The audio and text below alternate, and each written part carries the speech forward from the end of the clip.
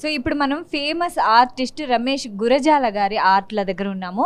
So ఈ art గురించి మనకి ఎక్స్ప్లెయిన్ చేస్తారు మేడం. సో మీ పేరండి? దివ్య అండి. సో దివ్య గారు, ఈ ఆర్ట్ ఏదైతే మనం చూస్తున్నామో దీని గురించి కొంచెం డీటెయిల్గా ఎక్స్ప్లెయిన్ చేయండి please.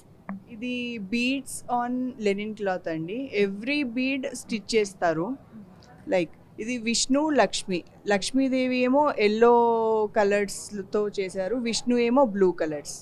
And lotus silver pink, we have used silver pink. ఇవి లోటస్, లక్ష్మీదేవి అంటే కమలము లోటస్ ఎక్కువ కదా, సో లోటస్ లీవ్స్ ఇవన్నీ డిజైన్ చేసి వేశారు.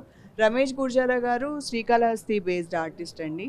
సో ఆయన థీమే మైథాలజీ, లైక్ గాడ్స్, అందులో గాడ్ స్టోరీ, కలంకారీతో లోపల గాడ్ స్టోరీ చేస్తారు. సో అట్లా అలాగైతే ఇది కలంకారీ స్టైల్ అన్నమాట. సో ఈ ఆర్ట్ ఉందో దీని గురించి ఎక్స్ప్లెయిన్ చేయండి ప్లీజ్. ఇది అనంత పద్మనాభ స్వామి అండి, శేషనయన. ఇందులో విష్ణు, ఇందులో దశావతారు ఉంది, విష్ణులో దశావతారు ఉంది. 10 అవతారాలు ఆఫ్ విష్ణు. మత్స్యావతార్, కూర్మ, వరాహ, సో కృష్ణ, రామ, బలరామ, కల్కి, సో ఇలా 10 అవతారాలు.